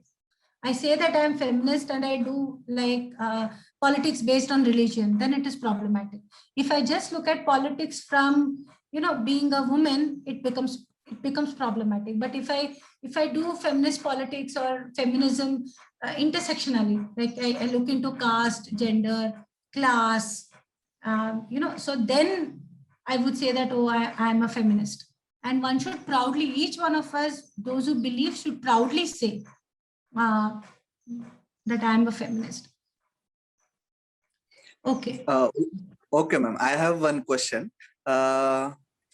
जब हम बोलते हैं कि 21वीं सदी में हमें हमारे लिए इंफॉर्मेशन के लिए इजी एक्सेस है, फिर ये जो फॉल्स इंफॉर्मेशन है जिसका कुछ बेस हमें पता नहीं होता, उस इंफॉर्मेशन पे हम हमारा कुछ कॉन्सेप्ट क्रिएट करते हैं और फिर उसका एक मिसकंसेप्शन बनता है और फिर हमारा एक पर्सपेक्टिव ऐसा बन जाता है और जब हम डेली लाइफ में वो यूज करते हैं तो कई बार ऐसा होता है कि जो एक्टिविटीज होते हैं वो मैनिपुलेट होते हैं या फिर वो एकदम एक्सट्रीम गलत वे से चली जाती है। तो अगर कई बार ऐसा होता है कि यूथ में ये ज्यादा अभी दिख रहा है क्योंकि इंटरनेट हो या बाकी कुछ चीजें हो या मीडिया जिस तरह से काम करता है, तो एज अ यूथ इन सब चीजों के साथ कैसा कोऑपरेशन रहे या फिर कैसे इसको टैकल करें?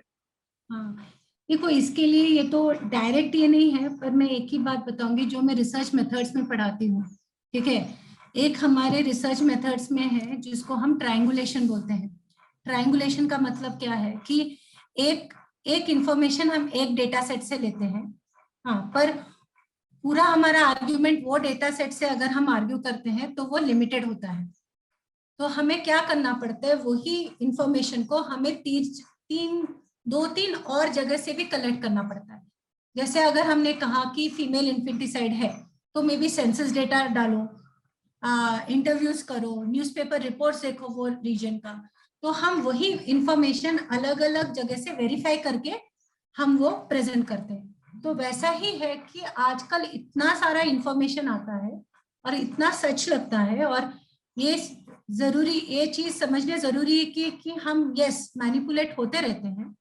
तो एक चीज करना पड़ता है कि हर जो इमेज आता है या विजुअल आता है या जो भी आता है उसको हम एक तो डिस्कशन करें और अलग अलग जो क्या उसको बोलते हैं डिफरेंट वेज में उसको चेकआउट करें टू वेरीफाई। तो तब एक चांस हो सकता है कि हम मैनिपुलेट अपने आप को होने नहीं दें। So you have to verify, you have to cross check. तो ये ट्रायंगुलेशन मेथड मुझे बहुत ही इंटरेस्टिंग लगता है क्योंकि ये हर जगह हम यूज कर सकते हैं। जैसे अगर ये बोला गया कि ऐसा ही हमें बिहेव करना है, यही सच है, तो ये इम्पोर्टेंट है आप जिनको ट्रस्ट करते हो या जिनके साथ जिनका लिखान आपको अच्छा लगता है या जिनके साथ आप बात कर सकते हो, उनके साथ आप क्रॉस चेक करके देख सकते हो कि ये क्या हो सकता है। सो ऐसे may be it could help. I mean other than that, Nilesh, yes, yeah, Nitin ka Nilesh, did I answer you okay? Yes ma'am, thank you. Okay. Nitin ma'am, खूप दिवसांनी तुमचे लेक्चर ऐकले, खूप छान. हा, थँक यू नितिन. आता तर असाइनमेंट खरं पण बोलू शकतो. Yes Nitin. Thank you so much ma'am for such a wonderful lecture. आणि आम्ही पण खूप दिवसातून तुम्हाला ऐकलं, खूप बरं वाटलं. Ma'am, we have been discussing about the different kinds of genders apart from the very rigid binary kind of division. But ma'am, my question is it really important to identify gender? Because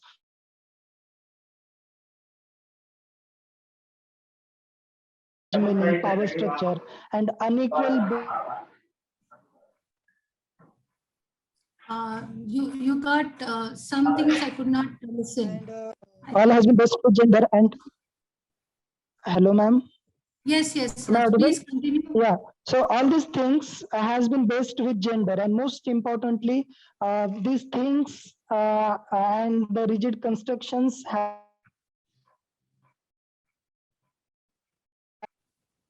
ये जो हो रहा है वो it has मतलब ये हर दिन होता है. Tukaram, sorry to interrupt. तुम्ही चॅट बॉक्स मध्ये जर तुमचा क्वेश्चन टाकला तर तो खूप चांगला कळेल कारण तुमचा आवाज ब्रेक होतो. Ma'am I want to just describe. मैं मतलब इतना ज्यादा पता नहीं लिख पाऊंगा. अगर आप सुन पा रहे हैं, मैं बहुत जल्दी खत्म करूंगा. कि ये जो रिजिडिटी है, जेंडर रिलेटेड रिजिडिटी, वो हर हर घर से मतलब रास्ते से, अगर हम रास्ते से भी जाते हैं तो बाइक कोई और चलाता है। हमने अगर ऐसे पुणे यूनिवर्सिटी में बैठ के सर्वे किया था हमारे यूनिवर्सिटी के सामने के रास्ते से, तो मैम 100 गाड़ी में से जब 100 बाइक जाते हैं या 4 व्हीलर जाते हैं तो मोस्टली मतलब less than 10 women just drive the bike. और तो ये जो रिजिडिटी है वो एवरी सेकंड वो मोर एंड मोर रिजिड बनती जा रही है। एंड मेरे पड़ोस में ही कुछ दिन पहले one girl just committed suicide because of such a very heavy domination. So it was a one of the aspect apart from the others. But ये भी एक aspect था कि brother के बहुत ज्यादा masculine kind of domination से she just committed suicide. So ma'am मेरा बस यही क्वेश्चन है कि ये जो जेंडर रिलेटेड जो आइडेंटिफिकेशन है, is it really necessary? Because ultimately it is the base of all kind of unequal practices and the things. Okay. But yeah, thank you for your question, Tukaram. But I think, I mean, do you think that this inequality would be erased if we don't look into gender? I think there Never is ma'am, some. अगर इसको हम raise नहीं करेंगे तो कुछ नहीं होने वाला। बट मेरा ये क्वेश्चन है कि ये आइडेंटिफाई करना और उसको मतलब बढ़ावा देना कि ये जरूरी है क्या? बढ़ावा तो हम नहीं दे रहे, but identification is it necessary? तो आप जेंडरली ये हो, आप जेंडरली वो हो, तो is it really important? I to think, I mean, if I'm still not very sure, have I understood your question properly, but I still think, and I would still commit that it is important to identify and understand gender. And again, as I said, it is, you see, हमारा problem क्या रहता है कि हर बार हम gender यानी women के साथ deal करते हैं। ऐसा बिल्कुल नहीं है। मैंने स्टार्ट में भी वही बोला, वो हमारा प्रॉब्लमेटिक है कि हम उसको बाइनरी में रिड्यूस करते हैं। कि जब फॉर एग्जांपल अगर मैं बोलती हूँ I work on issues of gender, ये ऑटोमेटिकली अज्यूम होता है कि मैं वुमेन पे काम कर रही हूँ, पर ये गलत है। और मैंने ये भी बोला, ये बहुत सारा जिस हिसाब से हम इवन पढ़ाते थे उसका भी प्रॉब्लम है कि जब हम पहले स्टूडेंट्स को ये लगता था कि जेंडर का क्लास है तो मैम तो हर बार वुमेन की साइड लेंगी, वुमेन के बारे में बताएंगे। ऐसे बहुत सारे स्टूडेंट्स का बहुत ही गलत, पर उनकी भी गलती नहीं है क्योंकि मे भी जिस वे से हम पढ़ाते थे वो प्रॉब्लमेटिक था। पर बहुत सारा हमने चेंज लाया है उसमें मैस्कुलिनिटी लाया है, उसमें कास्ट लाया है, रिलीजन लाया है, रेस लाया है, ये समझने के लिए कि जेंडर सिर्फ एक सिंगुलर कैटेगरी में नहीं वर्कआउट करता, या पितृसत्ता हा सिंगुलर कैटेगरी नाही आहे। ते पितृसत्ता जाती बरोबर, पितृसत्ता रेस बरोबर, धर्म बरोबर हा सगळं वर्कआउट करतो। हा एवढं सिंपल नाहीये। तर हा खूप महत्वाचं आहे की आपण जेंडरवर फोकस करायचं, पण आपली परिभाषा काय आहे जेंडरचं ते इम्पॉर्टंट आहे। की आपण जेव्हा जेंडर म्हणतो तर फक्त आपण ते मॅन वुमेनला रिड्यूस करतो का, की आपण ते पूर्ण डायव्हर्सिटी पाहतो, पूर्ण गॅलेक्सी पाहतो की तिथे इंटरसेक्स पीपल पण आहे, ट्रान्सजेंडर पीपल पण आहे, सिसजेंडर म्हणजे काय? सिसजेंडर म्हणजे ज्या आपण एखाद्या जेनायटल्स मध्ये आपण जन्म झालो आणि नंतर आपल्याला सांगितलं की तुम्ही फिमेल आहे आणि नंतर पण आम्हाला फिमेलच वाटलं तर मी सिसजेंडर फिमेल, मी सिस फिमेल। का पुरुषाला वाटलं की हो मी मेलच आहे म्हणून मी सिस मेल। तर अशी सगळी संकल्पना खूप सारे आलेत, आपल्याला एक परिभाषा मिळाला, लँग्वेज मिळाला की जोपर्यंत आपण हा डायव्हर्सिटी बघणार नाही जेंडरचं आणि आपण नोशन ऑफ नॉर्मल जी आहे ते क्वेश्चन नाही करणार तोपर्यंत आपली जी समज राहील ते थोडी लिमिटेडच राहील। येस, कोळेकर सर पण नाही। Hello sir. Hello ma'am. Hello sir. Hello sir. Actually तो लेट जॉइन पर मला आता समजलं। Okay, thank you sir. I mean you took time to join. या thank you so much. Okay. I'll request to Anuradha. Once again, आपण शेवटाकडे वळूया. Yes. Yes, yes. Nilay, Yes, Just one yes. second. Ma'am, I think half of his question is still unanswered. He was talking about rigidity, there being a lot of rigidity, but I think the rigidity also is reducing these days. Yes, they Uh, are. It is Tukaram's reducing question in about certain. rigidity. Okay, okay, yeah. So because it was also breaking, na, maybe I could not capture it well. So the idea here is that in some forms, like I said, that for example, maybe genes has become genderless, right? For in some ways it has become less rigid, but in certain ways it has also increased. I think, like for example, violence has also increased quite a lot. So it always doesn't go in linear form की अगोदर असं होतं आता एवढं झालंय की अगोदर control होता आता एकदम फ्री झालंय. So it doesn't mean that. It means that in some forms maybe there is less rigidity, but in other forms maybe the rigidityness has increased. So and therefore each expressions of gender has to be taken in that context. So like I'll give you a very important or a very interesting example. There has been like a lot of work, and especially in Haryana मध्ये आपण पाहिलं तर, like for example, Prem Chaudhary is a very important sociologist who has worked in the areas of Haryana. So at one level, what she was doing is she was looking at like how over a period of time, due to the declining sex ratio of females, there has been like a lot of issues where females have been, like female infanticide खूप होता, the number of female down झाला, आणि तिथे caste violence in the sense honour किलिंगचं खूप प्रमाण होता की जिथे गोत्रमध्ये इंटर गोत्र लग्न केलं का इंटर कास्ट लग्न केलं तर तिथे व्हायलंट व्हायचं, म्हणजे to the extent of some of them being killed by the family members. तर अशी पण एक गोष्ट होती.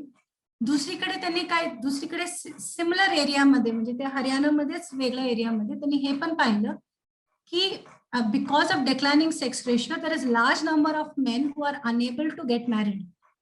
की ते लग्नाच्या वयामध्ये आले पण त्यांना मुली भेटत नाही. का मुली भेटत नाही? मुलींचा नंबरच कमी आहे. तर अशी एक परिस्थिती आहे. तर ह्या परिस्थितीमध्ये ते काय करतात की खूप फार फ्लंग एरियाज, म्हणजे ओरिसा झाला, बिहार, नॉर्थ ईस्टचे काय काय भाग मधनं जे खूप गरीब फॅमिली आहे त्यांच्या घरचे मुलीला घेऊन येतात लग्न करून. ठीक आहे.